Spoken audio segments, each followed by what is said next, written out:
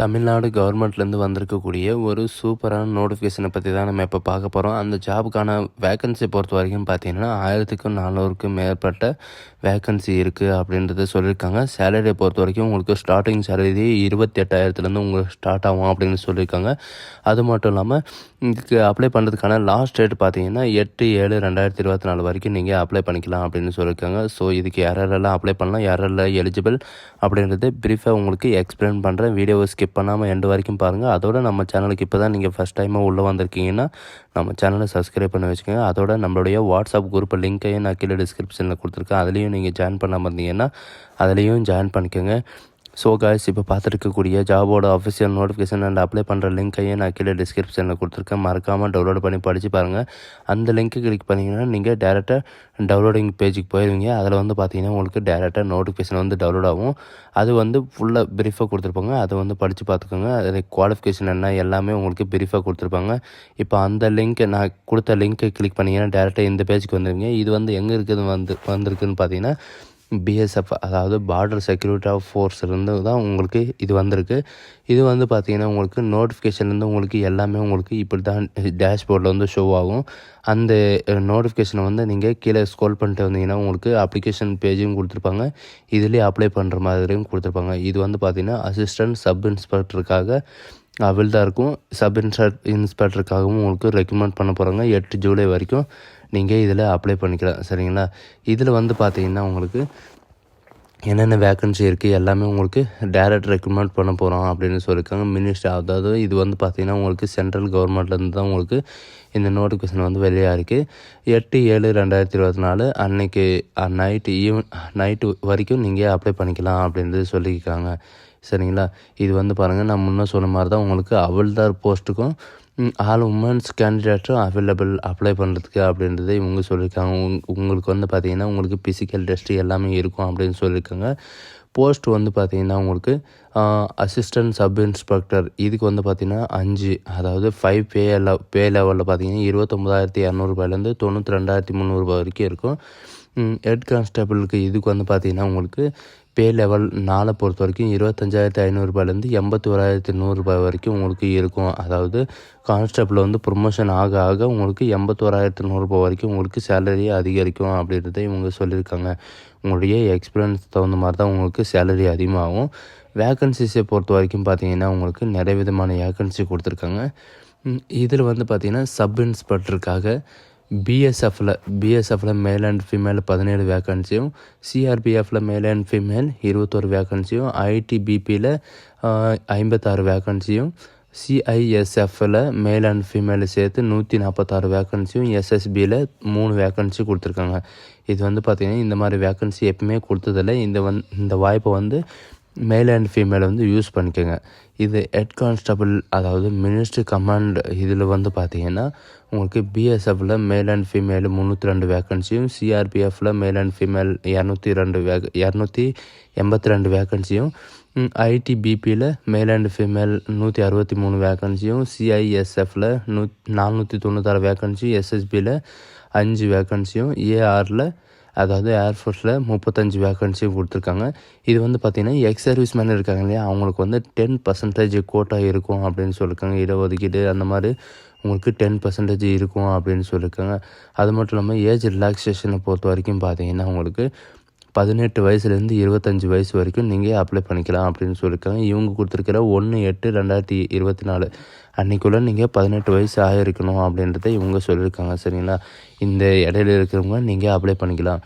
அது மட்டும் இல்லாமல் எஸ்சி எஸ்டி இவங்க ரிலாக்ஸேஷன் வந்து பார்த்திங்கன்னா 5 இயர் ரிலாக்ஸேஷனும், ஓபிசி 3 இயர் ரிலாக்ஸேஷனும், எக்ஸ் சர்வீஸ்மேன் 3 இயர் ரிலாக்ஸேஷனும், சென்ட்ரல் கவர்மெண்ட் இதில் வந்து பார்த்திங்கன்னா நீங்கள் ஜாப் ரிட்டையர் ஆகுனீங்கன்னா அவங்களுக்கு வந்து பார்த்திங்கன்னா 3 இயர் ரிலாக்ஸேஷன், அதாவது ஜாப் அவங்க எப்போ விட்டாங்களோ அப்போ இருந்து பார்த்திங்கன்னா உங்களுக்கு 3 இயர் ரிலாக்ஸேஷனும் இருக்குது அப்படின்னு சொல்லியிருக்காங்க. 45 இயர் வரைக்கும் நீங்கள் அப்ளை பண்ணிக்கலாம் அப்படின்றதையும் சொல்லியிருக்காங்க. அதுவும் இல்லாமல் மற்ற கேட்டகரிக்கும் நீங்கள் எப்போ வரைக்கும் அப்ளை பண்ணிக்கலாம் அப்படின்றது இவங்க எல்லாமே ப்ரீஃபாக இதில் கொடுத்துருக்காங்க. இதில் படித்து பார்த்துக்கோங்க. அது மட்டும் இல்லாமல் கீழே ஸ்க்ரோல் பண்ணிட்டு வந்தீங்கன்னா எக்ஸாமினேஷன், அதாவது இதுக்கு வந்து பார்த்திங்கன்னா எக்ஸாம் இருக்கும். முதல்ல வந்து உங்களுக்கு கம்ப்யூட்டர் பேஸ்டு எக்ஸாம் இருக்கிற மாதிரி சொல்லியிருக்காங்க. அதுக்கப்புறம் பார்த்திங்கன்னா உங்களுக்கு ஃபிசிக்கல் டெஸ்ட்டும் இருக்கும். அது வந்து பார்த்திங்கன்னா ஸ்டெப்பாக இதில் கொடுத்துருக்காங்க, அதையும் பார்த்துக்கோங்க. இவங்க மறுபடியும் என்ன சொல்கிறாங்கன்னா, இவங்களுக்கு வந்து ஃபிசிக்கல் டெஸ்ட் இருக்கும். ஃபிசிக்கல் டெஸ்ட் வந்து மேல் அண்ட் ஃபீமேலுக்கு 2 பேர் இருக்கும். இதுக்கு வந்து குவாலிஃபிகேஷனை பொறுத்த வரைக்கும் பார்த்தீங்கன்னா, நீங்கள் 10th +2 வந்து நீங்கள் மஸ்ட்டாக படிச்சிருக்கணும் அப்படின்னு சொல்லியிருக்காங்க. இதுக்கு வந்து பார்த்தீங்கன்னா 10th +2 படிச்சிருந்தாலே நீங்கள் இதுக்கு சரளமாக அப்ளை பண்ணலாம் அப்படின்றத இவங்க சொல்லியிருக்காங்க. இந்த மாதிரி ஜாப் வந்து எப்பவுமே வராது. இதை வந்து யூஸ் பண்ணிக்கோங்க.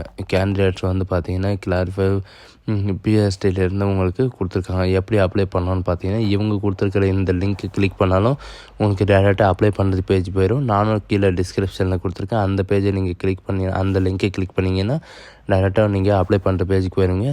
ரெஜிஸ்ட்ரேஷன் பண்ணாமல் இருந்தால் ரெஜிஸ்ட்ரேஷன் பண்ணிக்கோங்க. அப்படி இல்லைனா நீங்கள் லாகின் கொடுத்துட்டு டேரெக்டாக உள்ளே போகலாம். அப்ளிகேஷன் ஃபீஸை பொறுத்த வரைக்கும் பார்த்தீங்கன்னா, அதர் கேட்டகரிக்கு வந்து 100 ரூபீஸ் இருக்கும். மற்ற எஸ்சி, எஸ்டி, உமன் இவங்களுக்கெல்லாம் வந்து பார்த்தீங்கன்னா உங்களுக்கு ஃபீஸ் இருக்காதுன்னு சொல்லியிருக்காங்க. இன்க்ளூடு எக்ஸ் சர்வீஸ்மேனுக்கு வந்து என்னென்ன பெனிஃபிட் இருக்குது அப்படின்னு சொல்லியிருக்காங்க. எக்ஸாமினேஷனை பொறுத்த வரைக்கும் பார்த்தீங்கன்னா, நம்ம தமிழ்நாட்டிலையும் எக்ஸாம் இருக்குது அப்படின்றது சொல்லியிருக்காங்க. நம்ம தமிழ்நாட்டில் எக்ஸாம் சென்டர் எங்கே இருக்குதுன்னு பார்த்தீங்கன்னா, குரூப் சென்டர் சிஆர்பிஎஃப், அதாவது ஆவடியிலையும் சென்னையிலையும் தமிழ்நாட்டிலையும் இருக்கும் அப்படின்றத இவங்க சொல்லியிருக்காங்க. தமிழ்நாட்டில் வந்து ஆவடியிலையும் சென்னையிலையும் பிஎஸ்எஃப் இருக்குது இல்லைங்களா, அந்த பிஎஸ்எஃப் இதில் வந்து உங்களுக்கு எக்ஸாம் நடக்கும் அப்படின்னு சொல்லியிருக்காங்க. உங்களுக்கு எது உங்களுக்கு கிட்ட சென்டர் இருக்கோ அந்த சென்டரை வந்து நீங்கள் சூஸ் பண்ணிக்கலாம். உங்களுக்கு வந்து பார்த்திங்கன்னா ரோல் கோடு கொடுத்துருக்காங்க, சரிங்களா. இது நமக்கு தேவையில்லை. இது வந்து ரோல் கோடு கொடுத்துருக்காங்க.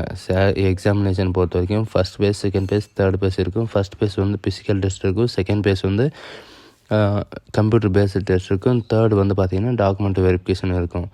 இதில் வந்து பார்த்திங்கன்னா உங்களுக்கு எக்ஸாமினேஷன் இந்த ஃபிசிக்கலில் வந்து உங்களுக்கு ஹைட், வெயிட் எவ்வளோ இருக்கணும், செஸ்ட் எவ்வளோ இருக்கணும், எல்லாமே மேல் அண்ட் ஃபீமேலுக்கு எல்லாமே தனித்தனியாக கொடுத்துருக்காங்க. அதையும் பார்த்துக்கோங்க. எக்ஸாமினேஷனை பொறுத்த வரைக்கும் பார்த்தீங்கன்னா உங்களுக்கு 1 ஹவர் எக்ஸாமினேஷன், அதாவது 1 ஹவர் அண்ட் 45, அதாவது 1.25 நிமிஷம் உங்களுக்கு டெஸ்ட் இருக்கும். 100 மார்க் கொஸ்டின் இருக்கும். இதில் வந்து பார்த்தீங்கன்னா என்னென்ன இருக்குது அப்படின்னு சொல்லிட்டு இவங்களே கீழே கொடுத்துருக்காங்க. நீங்கள் ஸ்க்ரோல் பண்ணிட்டு பார்த்தீங்கன்னா உங்களுக்கு ஒவ்வொரு டிபார்ட்மெண்ட்டும் கொடுத்துருப்பாங்க. அந்த இது கிளிக் பண்ணி டேரெக்டாக நீங்கள் போயிடலாம். இப்போ மேலே எதை கொடுத்துருக்காங்களோ அதுதான் இந்திலையும் கொடுத்துருக்காங்க. உங்களுக்கு வந்து பார்த்திங்கன்னா ஸ்கில் டெஸ்ட்டுக்கு 10 மினிட்ஸ் இருக்கும். அதுலேயும் பார்த்திங்கன்னா உங்களுக்கு கம்ப்யூட்டர் பேஸ்டு டெஸ்ட்டுக்காக உங்களுக்கு சைக்காலஜிலேருந்து உங்களுக்கு எல்லாமே இருக்கும். அதில் வந்து நீங்கள் டேரெக்டாக இது பண்ணிக்கலாம் அப்படின்னு சொல்லியிருக்காங்க. இதில் வந்து பார்த்திங்கன்னா 35 வேர்ட்ஸ் பர் மினிட்ஸ் அப்படின்னு இருக்குது. அதுக்கப்புறம் பார்த்திங்கன்னா உங்களுக்கு லாஸ்ட்டாக வந்து டாக்குமெண்ட் வெரிஃபிகேஷன் இருக்கும். டாக்குமெண்ட் வெரிஃபிகேஷன் அடுத்ததுக்கப்புறம் பார்த்திங்கன்னா நீங்கள் ஒரிஜினல் சர்டிஃபிகேட் எல்லாமே நீங்கள் படித்தது, உங்களுடைய ஆதார், பேன் எல்லாமே உங்கள்கிட்ட என்னென்ன ஐடி இருக்கோ அது எல்லாமே நீங்கள் எடுத்துகிட்டு போயிட்டு டாக்குமெண்ட் வெரிஃபிகேஷன் நடக்கும்.